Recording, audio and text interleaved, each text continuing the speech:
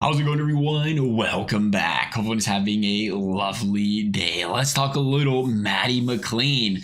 Of all the hype around all the players last season, Matty McLain, one of those guys, it always felt like he was kind of floating under the radar, but he was always producing at the best level of anybody on the team. I mean, he batted 290, got on base, 357 on base percentage.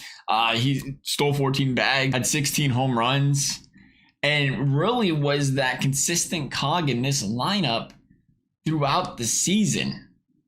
You look at some of the advanced statistics. I mean, this is a guy that was hitting the ball, barreling it up on the sweet spot 39.7% of the time. That was in a 94th percentile among hitters in Major League Baseball last season. And that's huge because he's not a guy that's known for, the big exit velocity, the big bat hitting the ball, but he's known for being able to square up that baseball. He's known for being able to spread the baseball around the field, and he did that very, very well last season. And that's, a kind of area you look at, it makes you feel really good about this guy's future because it's one thing.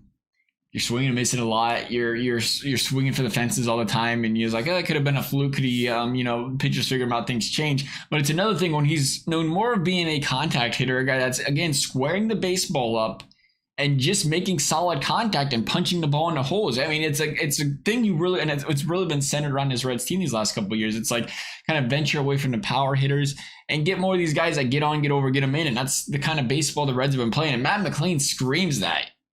Punch one into the hole, steal second if possible, be aggressive on the base pads, get in a scoring position. Another guy punch one in the hole, score some runs.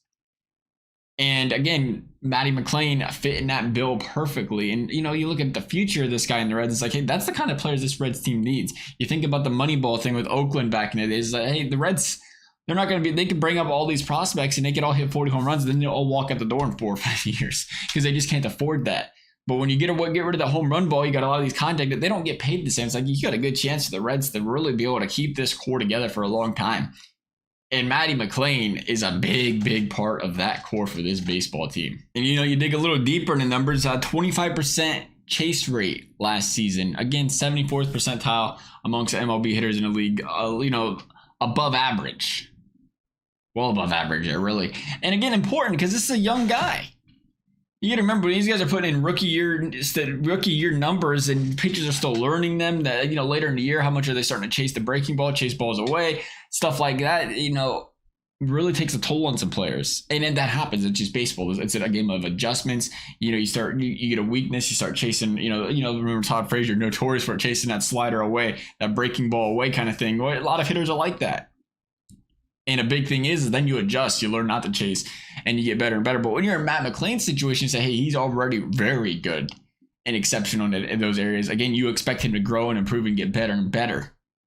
So I love love the potential in that regards with Matt McLain. Again, he's gone opposite field frequently in his first year in the league. Always a good sign for a hitter. I also listen to this. Batted 275 against the breaking ball last season. And again, we just talked about it. Everybody comes up in this league and cranks the homer or cranks the fastball. That's why, you see a lot of guys come up, they start hot and then they adjust because teams, they quit saying, we're going to quit throwing this guy fastballs. We're making hit the breaking ball. And then they struggle a little bit. And they got to figure out how to hit the breaking ball and, they improve. Yeah, like we said, that's how a lot of baseball players are. And it's just baseball. And it's such a game of do good, teams adjust, do good, teams adjust again. To continue to find the weakness, and it's your job to come back and figure out those and counter their counter to your counter kind of situation.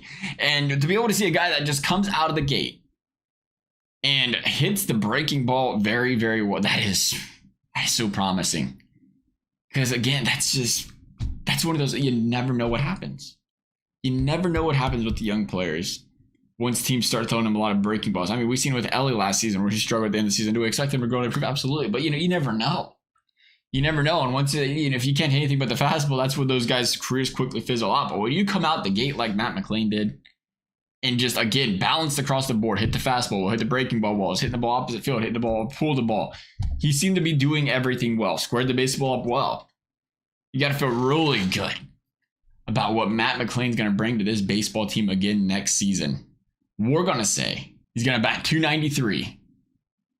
Crank about 18 home runs, 81 RBIs, probably still about 13 bags again this season. Nonetheless, love y'all's thoughts. Thank you all for watching. We'll see you next time.